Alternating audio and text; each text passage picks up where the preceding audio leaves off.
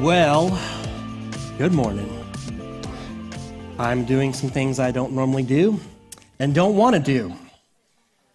Sitting down on the job, yeah.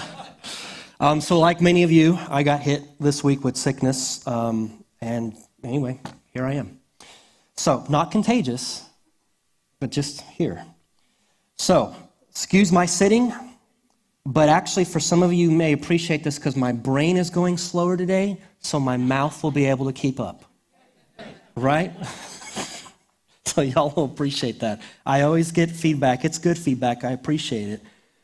My speed of talking, right? And so it's normal for me, but I need to go slower so that you can process and keep up. And yeah. But it's hard to do because when I think I'm going slow, it feels like an eternity. Yes. So now that my brain and my mouth will be closer to the same speed, well, here we are. All right. Yeah, I think I got enough amens for the day. I don't know. Deuteronomy chapter 16. By the way, since we're in Deuteronomy, and you know, it is the Torah and very Hebrew, and one thing that's worth noting is, you know, I may have just told you I'm sitting down because I'm still recovering, but the rabbis would sit down when they taught, so let's go with that too, okay? But I won't do it next week. All right, Deuteronomy chapter 16, page 124 or 159. If the Bible you have from the chairs has a flame on it, page 159. Deuteronomy chapter 16. Now this, there's a couple reasons I didn't want to call this one in. Excuse me, I'm going to put a lozenge in. A couple reasons I didn't want to call this one in. One, these guys that I have that are capable of, you want me to? Oh, okay. The guys that I have that are capable of stepping in and communicate would have certainly stepped in last minute if I needed them to and asked them to.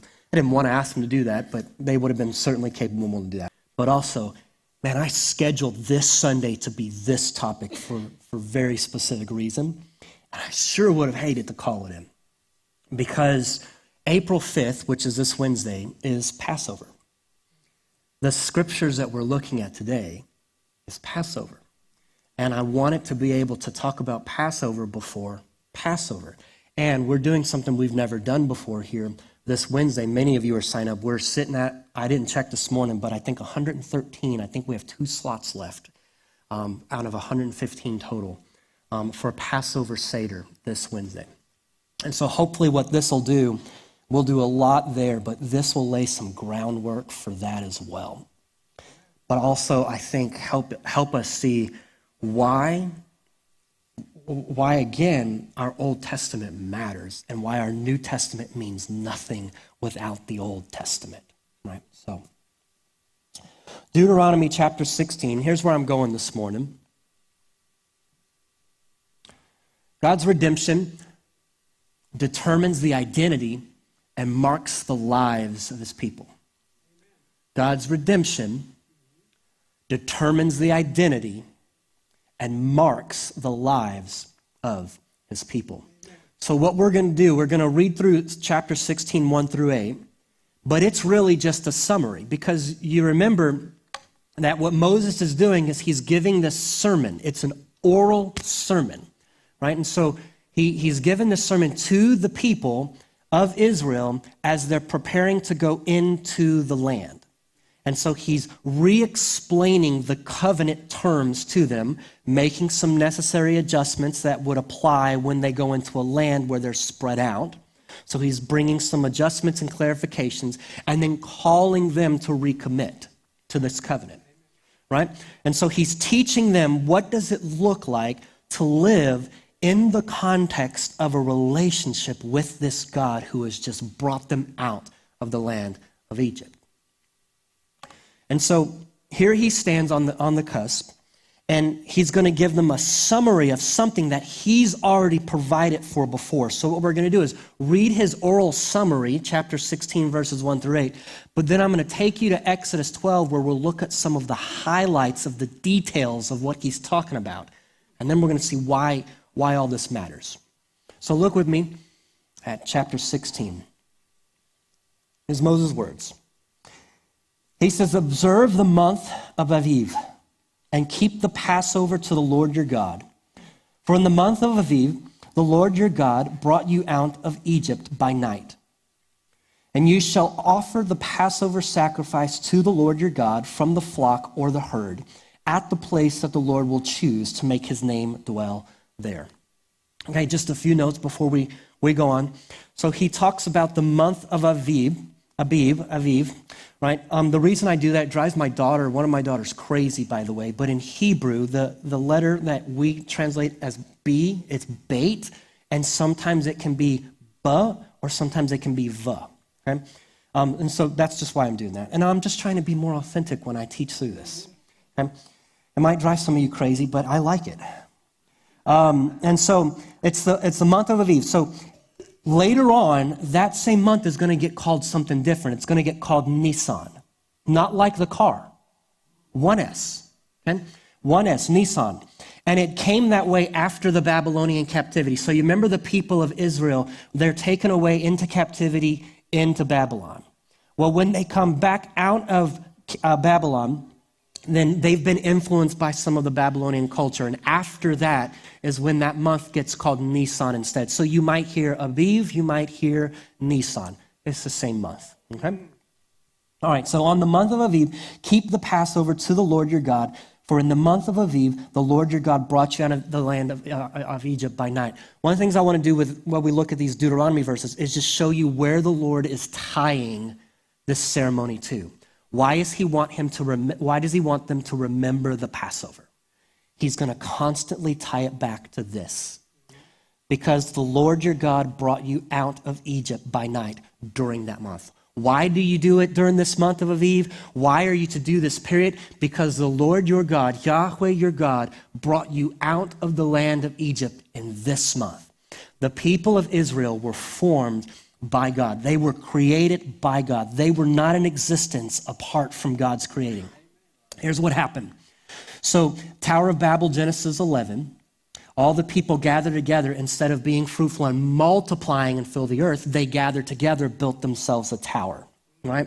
They called that tower the Tower of Babel. And they said, see, now we're building it so it can reach the heavens, right? And there's nothing that we won't be able to do. You know the story, probably. God comes down, scatters them, confuses the languages, right? And then spreads them out. Well, then the very next story in Genesis chapter 12, verses 1 through 3, we learn about a man named Abram who lives in a town called Ur of the Chaldees, which is in the area of Babylon, the same area where the tower would have been built. So out of the place where the people were rebelling against God, from that very place, God plucks a man and says, follow me to the land that I will lead you, and I will bless you. I will make a covenant with you. So he takes this man, the man obeys, and so God makes a covenant with Abram. Genesis chapter 12, 1 through 3, he says, from you, I'm going to give you many descendants. They're going to be as numerous as the stars. I'm going to give you a land, all this land where you set your foot. That's going to be your land. And I'm going to bless you. And all the nations of the earth, all the families of the earth, they're going to be blessed through you. Right? Okay, so that promise made to Abram gets passed on to Abram's son Isaac, gets passed to Isaac's son Jacob, and then Jacob has the 12 sons that become known as the 12 tribes of Israel. Right? Well, at the end of the book of Genesis, you get the story of Joseph. Joseph and the coat of many colors, Joseph who gets sold into slavery, right? At the end of Genesis, you see Joseph and his brothers, they're brought into Egypt because Joseph is second in command. And there is 70 members of the family that go into Egypt, right? And because Joseph is second in command, he's being able to provide for his family during a time of famine, right? And so then the book ends. But then the second book of the Torah, Exodus, it opens up and it says, now a new Pharaoh arose in the land who did not know Joseph. And so what starts to happen is he sees these Hebrews, this family of Jacob, right? This family of Joseph who had been brought into Egypt, they're growing in number. And he sees them as a threat, and so he puts them into forced slavery. And there, for the next 400 years or so, some it's 400 years, there's another place where it's about 430. That's why I just say or so I don't get into the details of it. 400 years or so, they're in Egypt for slavery. And then it's out of Egypt that they were in slavery for that 400 years that God is calling them out. That's the story we're looking back on. Sometimes we call it the Exodus, right? That's why the book is called the Exodus. You've seen movies, the Ten Commandments, if you're one generation with Charlton Heston, right? Would be your jam. If you're the next generation, probably Prince of Egypt by, Disney or whatever the company, the parent, it wasn't DreamWorks. I think it was DreamWorks. And then now, what is it, that donkey? There's one with a donkey. The star, okay, that one's a Christmas one. Maybe I'm confusing it, because you're right, that was a star. There's another one about Joseph. Anyway, every generation's got a way of telling it. If you go way back, you also remember Donny Osmond, right? Close every door to me, close every, right? The Joseph in the coat of Technicolor dream colors. Oh man, my brain is messed up. I messed that one up. But you know what I'm talking about. Donny Osmond, some of y'all get it. All right? And so this story's been told time and time again, right? And so the Exodus marks the people of God. In fact, it really sets their identity in stone, because as he brings them out of Egypt is when he redeems them. When he brings them out of Egypt, he is fulfilling some of the promises he's made to Abram. Right? But listen, when he brings them out of Egypt, he's redeeming them in that moment. He's bringing them and making them his own in that moment. Then he brings them out into the wilderness. Then he brings them to Mount Sinai or Mount Horeb. And then he gives them a covenant after already having redeemed them. In other words, the Old Testament law is given to a people who are already redeemed. Okay? He is not giving the Old Testament law so that they would obey it and become redeemed. He's given them the Old Testament law, the covenant, so that they would obey it and live in the context of a relationship with this God and receive the blessings that God wants to give to them. Okay? So he's tying it to this event. We're going to look more at it in a minute. So observe it in this month, because it was in this month that I brought you out of the land of Egypt. You shall offer, verse 2, the Passover sacrifice to the Lord your God from the flock or the herd at the place the Lord will choose. This is going to be different for them in the land, because when they've been traveling in the wilderness, they just brought it to the tabernacle, which would have been in the center of the camp. But when they get into the land, they're all going to be spread out in their allotted territories, and there's going to be some travel required, because God's going to designate a place. We know later that's going to become Jerusalem, right? Where the tabernacle will be set up, the Ark of the Covenant there, and then later the temple.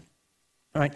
And so they're going to have to travel for that. So he's now adjusting that. You're going to bring that sacrifice to the place the Lord designates where his name's going to dwell there. Verse 3. You shall eat no leavened bread with it. 7 days you shall eat it with unleavened bread and the bread of affliction. For you came out of the land of Egypt in haste, that all the days of your life you may remember the day when you came out of the land of Egypt. No leaven shall be seen with you in all the territory for 7 days, nor shall any of the flesh that you sacrifice on the evening of the first day remain all night until morning. Okay, so he's connecting unleavened bread. He's going to bring that back around in verse 8, but there's two feasts that are going to go together, very, very close together. The Passover and Feast of Unleavened Bread. They go very close together. We're going to break that down more in a minute.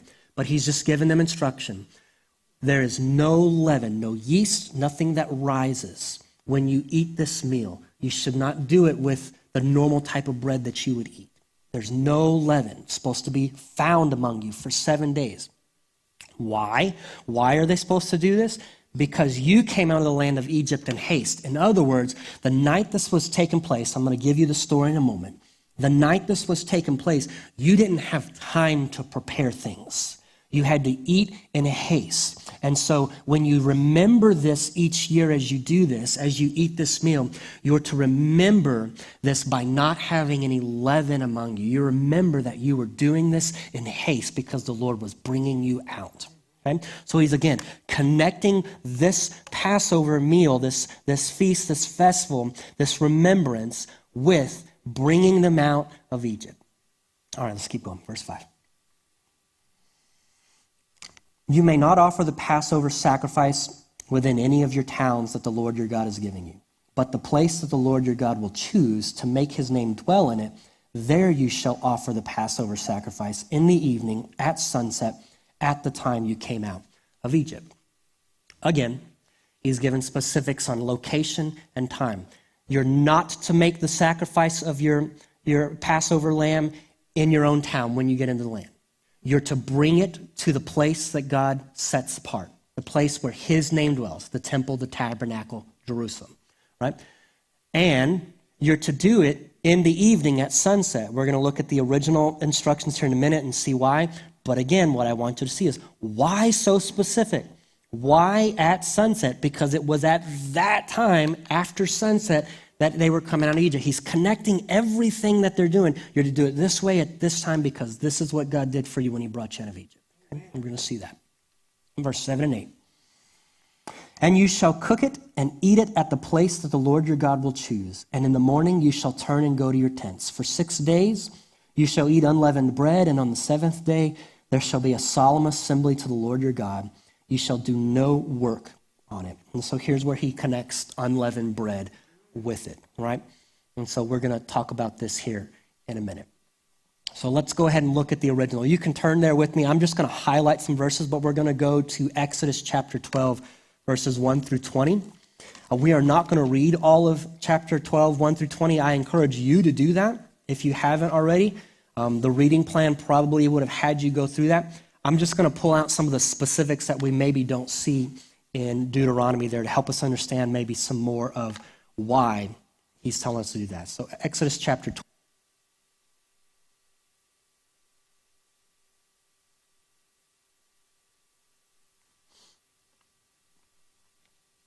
All right. First thing we see is the Lord said to Moses, verse 1, Moses and Aaron in the land of Egypt, this month shall be for you the beginning of months. It shall be the first month of the year for you. So God was setting up their calendar. Now we would have to specify it's their religious or their sacred calendar, because if you look at the nation of Israel now, they don't operate everything on this calendar. They have a secular calendar that starts the year at a different time. So Rosh Hashanah, I think that's their New Year day. That's not in this month. It would actually fall in the middle of their calendar if they start with this month. And so, was it Tishri, I think is when Rosh Hashanah falls? I can't remember now. But so they have a secular calendar that they follow and then a sacred calendar. This is the calendar that God set up for them, right? And it starts with the Passover. This shall be the beginning of months for you, right? So the beginning of your year. By the way, this month, Aviv or Nisan, corresponds with what's on our calendar to be March, April. I'm about to tell you a little bit more about calendar differences. It shall be the first month of the year. Okay, look at verse 3. Tell all the congregation of Israel that on the 10th day of this month, every man shall take a lamb according to their father's house, a lamb for a household. All right, and then jump down to verse 5. Your lamb shall be without blemish, a male, a year old. You may take it from the sheep or from the goats, and you shall keep it until the 14th day of this month, when the whole assembly of the congregation of Israel kill their lambs at twilight. All right, some specific instructions. Here's the kind of lamb, sheep or goat that you should get. Here's when you need to pick that lamb on the 10th of this month, but you don't kill it. Then you hold on to it until the 14th of the month, and then you all kill it at the same time, and he's going to give us some instruction then. All right, a few reminders on Hebrew calendars. Remember, the Hebrew day starts and ends with sundown. Hebrew day starts and ends with sundown. The first meal of a Hebrew day is what we would call supper. We think our first meal is breakfast. That would be the middle of their day, so to speak. and the last meal of their day would be lunch, as we would call it. Very confusing for us, right? So keep this in mind, because anything we're talking about date-wise and things like that, you got to think about the start of a day started at sundown. One day ended, and the next day started. And then it went until sundown the next day. All right. The other thing about the Hebrew calendar is God set it up as a lunar calendar. It followed the lunar cycle. Okay? So if you look at the Hebrew months, there's 12, sometimes 13, depending on the year. And that lines up pretty good, actually, with what we have 13 constellations. God did that on purpose. Right? He told us in Genesis that he would be he created the sun, the moon, the stars, the lights in the heavens to be used for signs, seasons. Right? Okay? So that's what he's using them for. It's on a lunar calendar, right? And they would follow the lunar cycle. Okay? Over the course of the years, that calendar and what calendar people follow and the calendar that we follow, they don't line up. Okay? So they would know the time of the year based on the seasons, the signs, things like that. Right? But month of Aviv, that was going to be the first month of the year for them. Okay? The 14th of the month would have fallen right in the middle of the lunar cycle, being a full moon. Okay? So it would have been a full moon, and then after that, it would have started to then go back in the other part of the cycle. All right. The reason we're not on that cycle today is because, largely speaking, the world started to follow other cycles. Again, another lunar cycle called the Julian cycle, named after Julius Caesar, for many, many years. By the time it got to the 1500s, so the Middle Ages, Pope Gregory XIII, who's given credit for this, but he didn't actually implement this. He's just given credit for this. They realized that the Julian calendar was a little off on some of its days, and so they were off on some of the seasons and times. And also, at that point, the church, at that point, which was very largely tied politically and religiously together in a very unhealthy way. The church at that time had been celebrating what's been called Easter, right?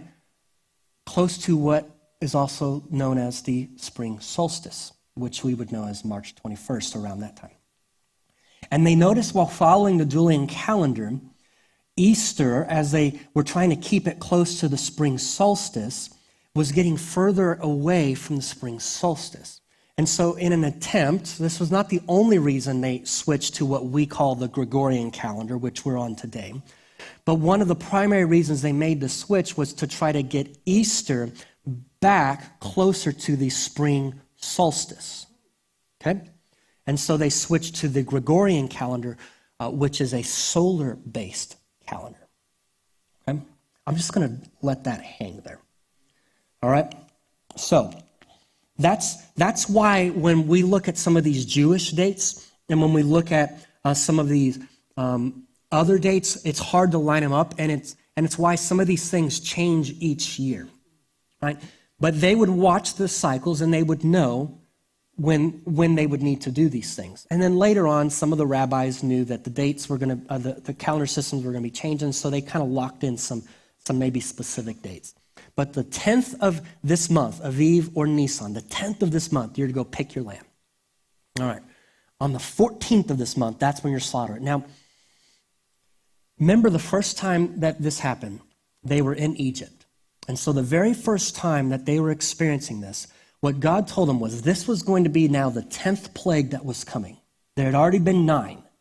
God had shown himself more powerful than all of these other Egyptian gods. Each plague was a judgment on an Egyptian god. Each time God rained down one of these plagues, he was showing himself more powerful than one of these Egyptian gods. The last plague was the plague of killing the firstborn, which was ultimately going to be a judgment on Pharaoh, who was also believed to be a god, because Pharaoh's son was supposed to succeed him. You know what I mean.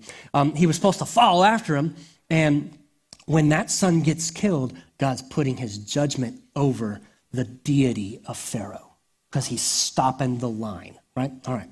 So this 10th plague is coming. Now, every firstborn in the land is at risk. Every livestock that's firstborn male and every member of the nation, people of Israel and of Egypt. Nobody's exempt. Every firstborn male is at risk. When God comes through, he says he is going to destroy every firstborn male except the ones who, after slaughtering this lamb, put the blood of the lamb on the sides of the doorposts and on the top.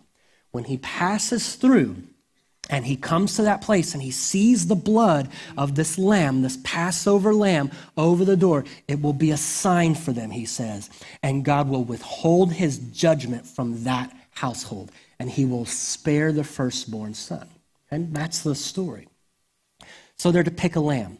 Now, also in Egypt, one of the gods that they worshiped was a god named Ammon, A-M-O-N, Ammon. Ammon was represented by a ram. Okay? In the month of Aviv, or Nisan, was the month they celebrated Ammon. On the 14th of the month, which would have been the pinnacle of the month, when the full moon was the high point of their celebrations, where they would have been offering sacrifices of worship to Ammon. So when God says, pick your lamb on the 10th day, but don't slaughter it until the 14th day, and they slaughtered on the 14th day, when they're slaughtering the lamb, which pictures for the Egyptian people one of their gods, Ammon, and the month that they would be celebrating Ammon, on the day they would have been having a high celebration for him, it's God's judgment also on that God. There's meaning in all of this for what God's doing. It's not arbitrary that he says, let's just pick the 14th, right? All right, so he says, wait until the 14th day of this month when the whole assembly of the congregation of Israel shall kill their lambs at twilight, between the two evenings. In other words, before sundown, it needs to happen. All right, and so what tended to happen was sometime in the later afternoon, and it typically started to fall between 3 to 6 p.m. is when the people started to bring their lambs and they would get sacrificed. 3 to 6 p.m. Sometimes some people said they maybe had to go back a little earlier to noon because of sometimes being so many people. But that general time frame, because once sundown happened, that lamb had to be sacrificed and in the oven. Okay? Because then you would eat the meal not on the 14th. Why? Why? Because what happens at sundown? Day changes. The lamb was to be sacrificed on the 14th. But then you ate the meal after sundown, which is a change of day, which is 15th, which is also then the first day of unleavened bread. Okay? So you'd have every year on the 14th of the month of Aviv or Nisan, you sacrifice the lamb. Every year on the 15th of Aviv or Nisan, you start the Feast of Unleavened Bread, and then it goes for 7 days. Okay, we'll talk more about that in a moment. All right, but you kill the lamb on the 14th before sundown. At sundown, it becomes the 15th. That's when you're eating the Passover. Look at verse 7. Verse 7. Then they shall take some of the blood and put it on the doorposts and the lintel of the houses in which they eat. It's like we talked about. Jump down to verse 11.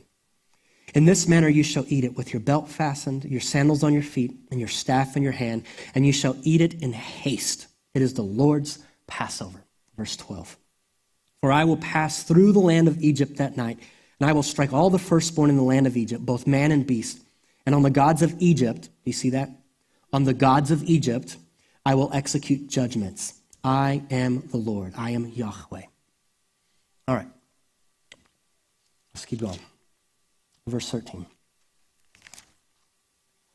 The blood shall be a sign for you on the house where you are, and when I see the blood, I will pass over. I will pass over you, and no plague will befall you to destroy you when I strike the land of Egypt. All right. Okay, go on, verse 14. This day, now, so that's the history of it. Now here he's going to tell you shall remember this every year. This day shall be for you a memorial day, and you shall keep it as a feast for the Lord throughout your generations, as a statute forever. You shall keep it as a feast. 7 days, verse 15, you shall eat unleavened bread. So now he's talking about the feast of unleavened bread. On the first day you shall remove leaven out of your houses, for if anyone eats what is leavened from the first day until the seventh day, so from the start of this feast to the end of this feast, you shall not have any leaven in your home, nor shall you eat it. If anyone does, that person shall be cut off from Israel. We'll stop there. Let's keep going. Verse 16, Verse 16. On the first day, now listen to this, on the first day you shall hold a holy assembly, and on the seventh day a holy assembly. On the 14th of Nisan, you sacrifice the Passover lamb before sundown. At sundown, it becomes the 15th. On the 15th of Nisan, or Aviv, on the 15th is the first day of the Feast of Unleavened Bread. On the first day of the Feast of Unleavened Bread, it is a holy assembly, and also on the seventh day. So the 15th, and then on the 7 days from that, it's a holy assembly, which is also called Sabbaths, Shabbats. But they would call them high Shabbats or sometimes holy Shabbats, different from the 7-day Sabbath or Shabbat, not necessarily Saturday, right? So the 7-day Sabbath is always Saturday, sundown Friday to sundown Saturday, always. But sometimes in these festivals and feasts, when like the 15th of Aviv, when it fell on any other day, that day also became a Sabbath. And you treated it as a Sabbath, no work. It was called a high Sabbath. So it's possible during the period of Passover and unleavened bread, you would always have at least 2 Sabbaths, sometimes 3. Okay? 3 days, up to 3 days, where you are to cease working, cease producing, cease doing the things that are advantageous to you economically, right? There were things that you were not permitted to do. All right, keep that in mind. The day after you sacrificed the lamb, at sundown, when it changed over days, it became a high Sabbath, regardless of the day of week it was. Okay? All right. All right, we're going to get into the New Testament. So that's the Passover feast. That's the origin of it. It's rooted in Israel's history and where God marked their identity. And from marking their identity, it marks their lives, because from therefore, every year, they're looking back. Every year, they're remembering, we belong to God because he did this. He brought us out. It was Yahweh. It was not any of these other gods. It was not Baal. It was not Moloch. It was not Chemosh. It was not any of these Egyptian gods. It was not Ra, the sun god. It was not Isis. It was not Horus. It was not any of these other gods. None of them brought us out from slavery in Egypt and claimed us as his own, making good on promises. It was Yahweh, the one true living God, the creator, the one who was above all those other gods. And he judged every one of those other gods in bringing them out. And therefore, that marks their identity. God's redemption marks the identity of his people. And it marks the lives of his people. All right. So Hebrew people were supposed to do this every year. If you did not, it was serious, capital offense. This was something you did. So, fast forward New Testament. Jesus comes on the scene. Born to the tribe of Judah. So he's a Hebrew. He would have grown up celebrating Passover every year. As we see his ministry start, we know he was around 3.5 years with his disciples here on earth. He would have celebrated Passover with them every year that he was doing that. Jesus, whom John in his gospel says, in the beginning was the Word, and the Word was with God, and the Word was God. He was with God in the beginning. And then he tells us in John 1:14, the Word became flesh and dwelled among us. The Word is Jesus. Jesus was in the beginning with God.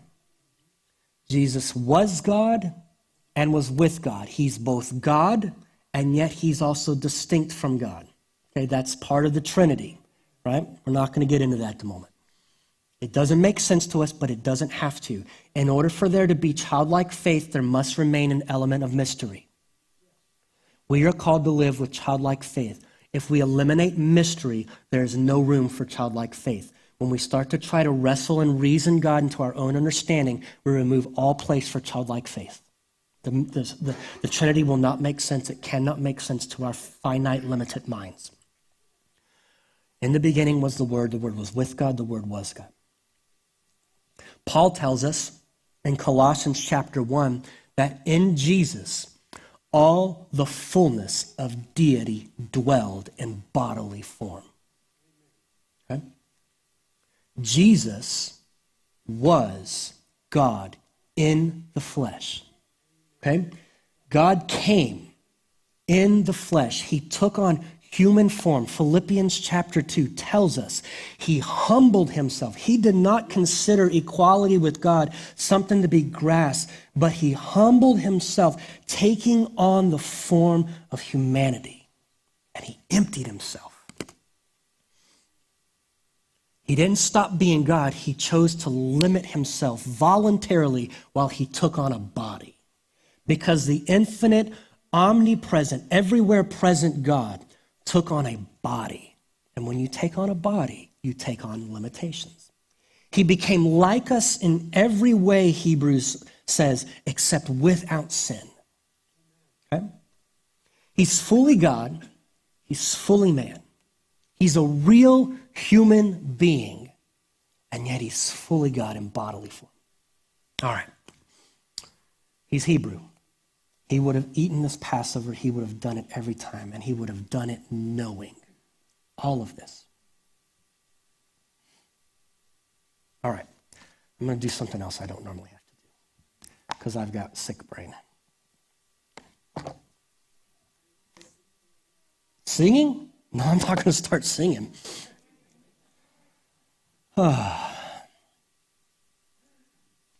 Jesus says, when he's confronted by religious leaders, and they're accusing him. This is John 8:58, and he's being accused. And he's talking about Abraham, and he says, before Abraham was, I am. And they say to him, you're not yet 50 years old, and yet are you saying you know our father Abraham? He says, I tell you, before Abraham was, I am. Jesus is connecting himself with Yahweh, with the one true God. Because when he says, before Abraham was, I am, it should have rung in their ears. Before Abraham was, Yahweh. He was claiming that. Okay? John 10:30. In John 10:30, Jesus is speaking to them, and one of the things he says to them is, my Father who has given all of these sheep to me is greater than everyone, and no one can snatch them from his hand. And he says, I and the Father are one. Okay? Jesus constantly made reference to his identity, that he is God. Remember, John 1:1, in the beginning was the Word was with God, the Word was God. Okay? Jesus is Hebrew in his human origin. He's Hebrew. He was born into a Hebrew culture. He did the Passover every year. He's fully God. Okay? All right. Jesus knew. We looked at this last week in Luke chapter 4 when he stood up and read from the scroll of Isaiah. He knew that God had anointed him as the Messiah. He was the one that was fulfilling all of the promises meant to be fulfilled by the Messiah. Right? He read that scripture from Isaiah where he says, he sat down and he said, today this is being fulfilled in your hearing.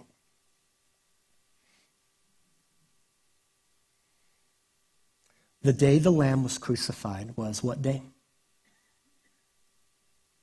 14th of Aviv or Nisan. So Jesus, as he's going into, today is Palm Sunday as we traditionally call it, he's going into Jerusalem. He knows what he's heading towards.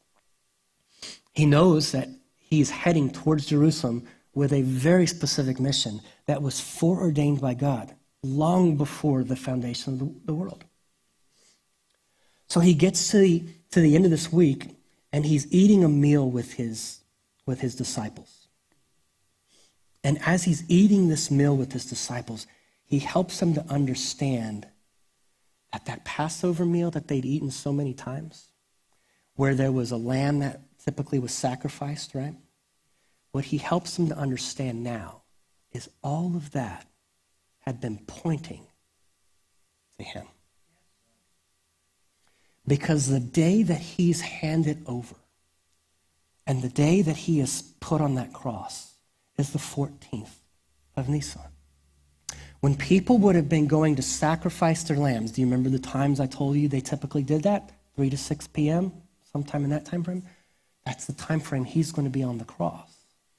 Now, do you remember that I said the next day after the 14th of Nisan, which would be the 15th of Nisan, started the Feast of Unleavened Bread, and it was called a high Sabbath day, right? Okay. Do you remember that there was a scramble to get these 3 men off the crosses because Jesus and the 2 criminals, get them off the cross before sundown. Why? Because the next day is going to be a Sabbath.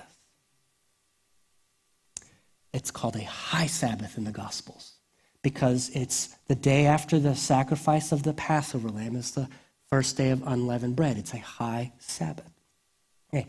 They had to get them off the crosses because, one, you couldn't have people hanging on the cross on a Sabbath day, but also if they were hanging on the cross when sundown happened, his body would have had to stay on the cross. And so they go in order to speed up the process, they go and they start breaking bones because crucifixion, you don't die by bleeding out, you die by suffocation or drowning, right? Because of the pressure on your lungs and the fluid that builds up. And so in order to speed up the process, they break the legs because you would push yourself up from that little ledge that you might have and you would catch a breath, and when you broke your legs, you couldn't do that, and so it'd speed up the process. And so they went and did that. But by the time they got to Jesus, he was already dead. Why? Because he had already given up his spirit. Because he had said, when all things that needed to be done had been done, he said, it is finished. And then he says, Father, into your hands I commit my spirit. And he gave up his life. Nobody takes it from him. He says, I give it. Right? All right, so they didn't need to break his bones. And so the Passover lamb was unblemished. It was not broken, no broken bones within him. Okay? So they take him down, and at the same time that people would have, having sacrificed their lambs and they're putting them in the oven, they're able to put Jesus' body in a tomb. Okay? Jesus was sacrificed as God's Passover lamb. Okay, let me show you some verses in the New Testament, because all of these New Testament writers understand this.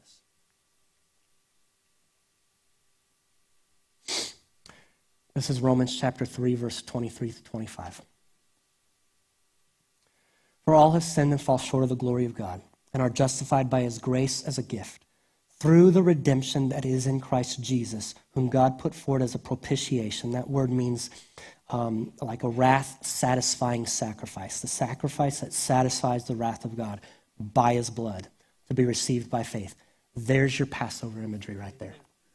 Redemption, being purchased out of slavery, being brought out of slavery. How? Through Christ Jesus, his blood.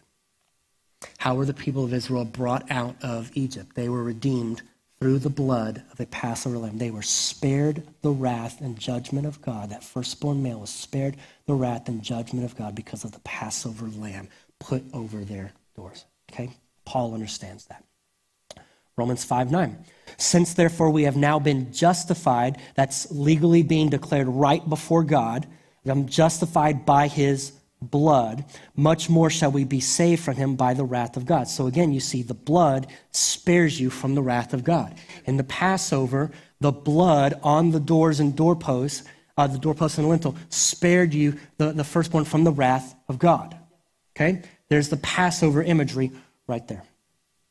Ephesians chapter 1, verse 7, among the many lists of things that Paul calls spiritual blessings in Christ Jesus in the heavenly places, he says this: in him, in Jesus, we have redemption through his blood. There's your Passover imagery, redemption, being brought out of slavery, being set free from enslavement through blood. the forgiveness of our trespasses according to the riches of his grace. 1 Peter 1, 18 through 19.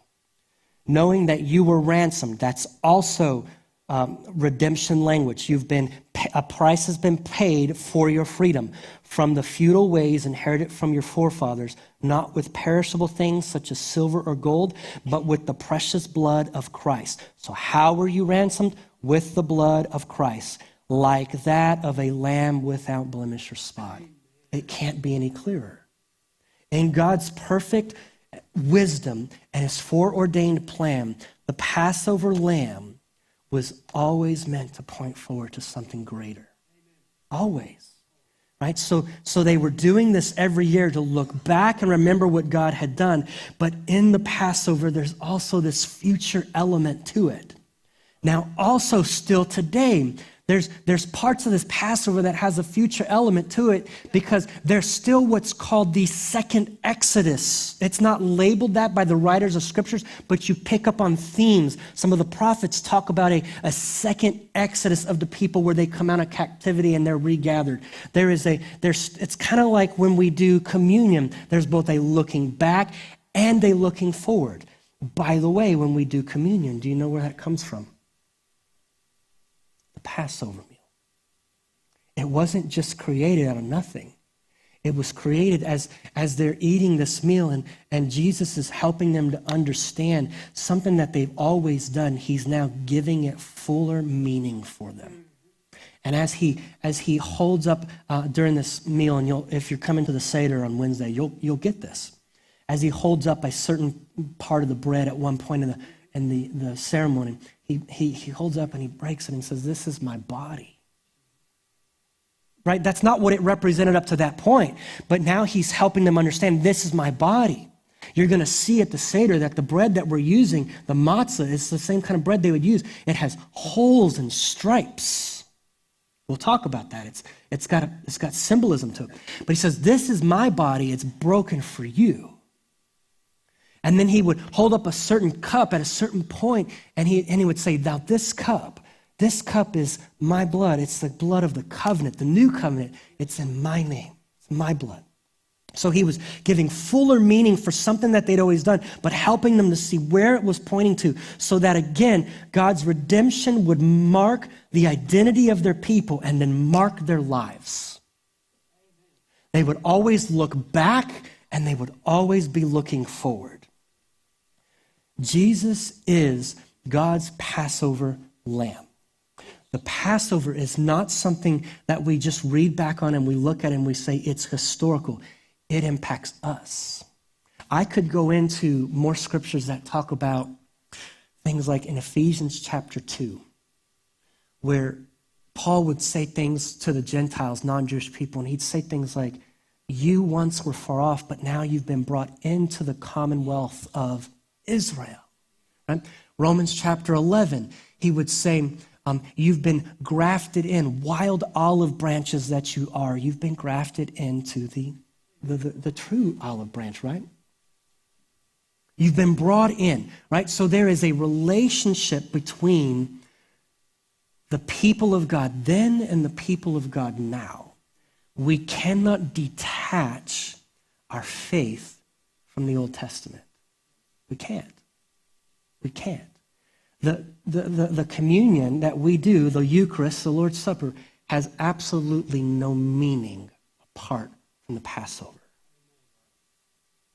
It has so much meaning tied to the Passover that it helps us understand that not only did Jesus die for our sins, but this is God fulfilling what he had done for the people of Israel back in Egypt and had them looking back on for so many years.